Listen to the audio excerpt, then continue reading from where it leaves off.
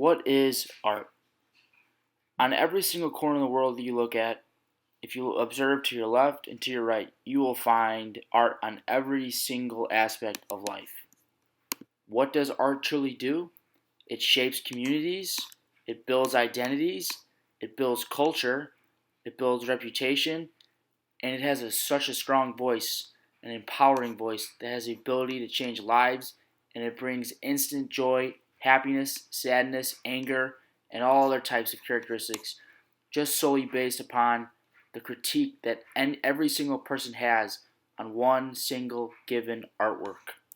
With all that being said, the artist that I have researched, his name is Paul Chan. Paul Chan was born in 1973 in Hong Kong. In his early childhood, he moved and was raised in Omaha, Nebraska. For those of you who do not know who Paul Chan is and what his motives are, he is a contemporary artist, a very modern, slick, and cutting-edge artist, very strong political beliefs. He is an extreme left-wing liberal who is not afraid to speak his voice. And once again, what's so beautiful about art is that art doesn't judge. It gives you a platform. It gives artists the ability to express themselves. It gives them to have the ability to have a voice that they might not be able to have. Whereas in other professions, sometimes you're told to take the back seat. Well, in art, through your artwork, you are able to touch the lives of many and share your passions and your own opinions on what the world should be. And people like Paul Chan have taken great advantage of the platform that they have been given with their remarkable talents as well. Downright simple, what separates Chan from a lot of other artists, even though many artists have big platforms and big voices, Chan isn't afraid to take risk. He isn't afraid to sacrifice his career and put his career on the line for the likes and motives that he has in his life. For instance, in 2002, Chan disagreed with George W. Bush's raids and the war in the Middle East. He was very opposed to it. Therefore, he moved to Iraq in order to show that he could have great influence even in such great turmoil. Another X factor in Paul Chan's life and career is that he is an educated man. Now that goes without saying that you don't have to be an educated individual to have great success, but the fact that Paul Chan has been very educated really makes him have a bigger voice and stand out more. In 1996, Chan received a BFA from the Art Institute of Chicago. Paul Chan's talent and political aspirations have gained him great notoriety all over the world.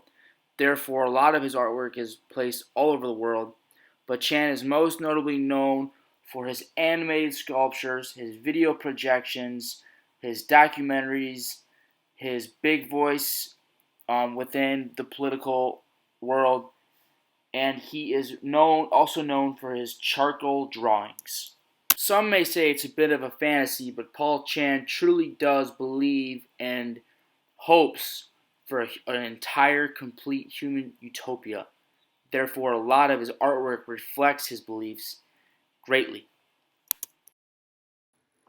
What you're looking upon the screen here is what is considered to be Paul Chan's first major piece of artwork. It is entitled Happiness Finally After 35,000 Years of Civilization. Once again, this ties into his theories and beliefs about a human utopia, and this artwork here greatly reflects those beliefs directly. This piece of artwork was started in 1999, and Chan completed it in 2003. So once again, what you're seeing here in Happiness Finally After 35,000 Years of Civilization is a pretty stereotypical Paul Chan piece. Once again, it is an animated 17-loop flash animation, and it actually was inspired by the U.S. invasion of Iraq, once again tying into his strong political aspirations within his artwork. Interestingly enough, Chan actually credits the Art Institute of Chicago for educating and for giving him the skills and influence in order to perfect and master a piece such as this one. So all in all, this piece very much so reflects the skills and motives behind Chan's artwork. The next piece of artwork that we will be looking at is that of Paul Chan's masterpiece that is displayed in Athens, Greece. Paul Chan calls this piece the Odysseus and Bathers, and it is located at the Museum of Cycladic Art. It presents a body of new and recent works, which is called Breeders and Bathers. Once again, this is a typical Chan piece, as it is an illusion, as it is the piece works as a three-dimensional sculptural, and it acts as a moving image in 3 dimensions. In this piece, Chan is looking to incorporate fashion and art at the same time.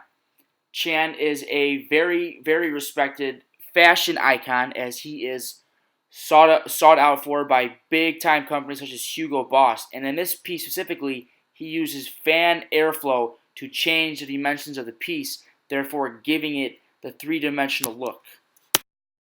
Once again, Chan's creativity and inventiveness is clearly displayed upon in this piece of artwork, and therefore should be very well respected as it is so.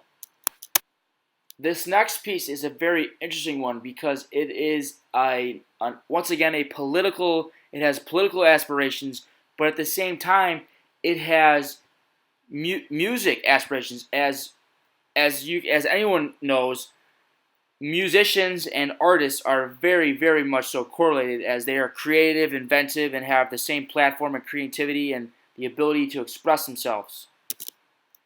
Therefore, artists and musicians share a lot of the same aspirations and have a lot in common. Interestingly enough, this piece of artwork actually took place in Chan's home country of Hong Kong, in the Museum of Asia's MoMA. Chan created the piece in 2004 and entitled it "My Birds Trash the Future." This piece of artwork is a 2-channel digital projection installation. This piece here really shows Chan's relationship with the pop culture and the ability to connect with maybe the younger crowd and the more trending crowd, which really shows how he is able to adapt and to go along with the times. And by going along with the times, it shows Chan's true versatility in the art world and just the ability to absolutely be creative at all times. In this next topic, I'm going to talk about Chan's ability and talents within sculptures. This sculpture here is entitled Penta Sophia. It was created in 2016. It is made out of nylon metal, concrete, shoes, fans, and various papers.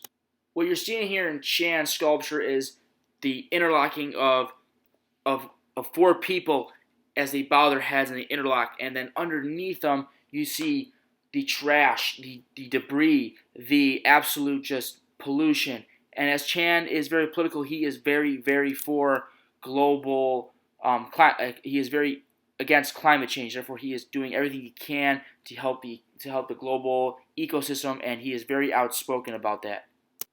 All in all, in every piece and all the information I've given on Chan, I hope that what the audience takes from this is that his ability to adapt with the times and to be trending and to be just an absolute voice in the world, where some people are in the professional world, especially when fame comes, you tend to take the back seat. Chan does the complete opposite and is very outspoken and absolutely it takes his platforms to new levels. Therefore, he is one of the most respected artists in the world. At the young age of 46, he has very much time to complete even more work, and this is going to give Chan a lot of status, and he's going to be remembered as one of the greats.